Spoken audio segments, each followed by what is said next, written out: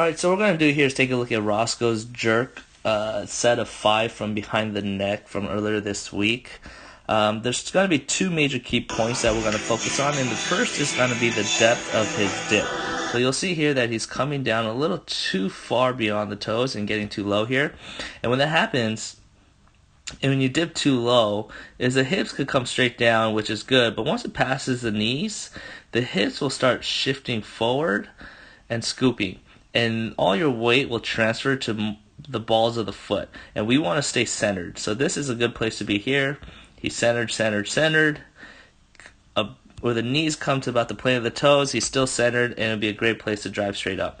And then if you come down too low, the hips will shift and scoop under, pushing your entire body forward. So what happens when you can see here is he pushes his body forward in the jerk. His body will go forward, but because it's behind the neck, the bar can still travel straight up. And he's really just kind of looking for balance and stability in the catch. And you'll see in the next couple reps here, the more fatigue he has, the lower he's going to get. And so the next key point that we're going to talk about is the timing of the catch, avoiding the crashing, and aiming to catch high. Now, when you catch too low, the lower you are, the less balance you'll have. So he's under fatigue, he's getting lower and lower, and he's looking for balance. So the goal of the jerk here is to try to catch, as he goes up, this is a good height as far as just looking at the hip down.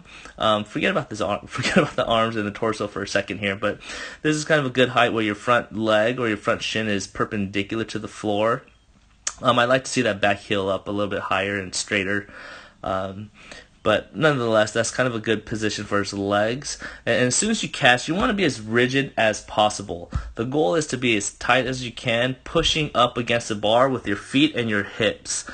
So when you don't do that and you don't have any stability in the feet or the hips, that's where the kind of the rockiness will happen, and you're kind of shifting around looking for the balance.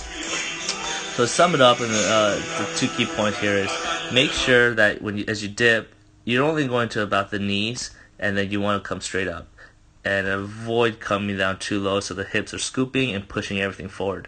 As you catch high with the hips, with a vertical shin, and be as rigid as possible, pushing up with the feet and the hips, and your upper back. That should be another key point too as you catch the bar. He does good with the upper back, he just doesn't have any balance in the hips because he's not centered. So, good luck on your jerks, guys.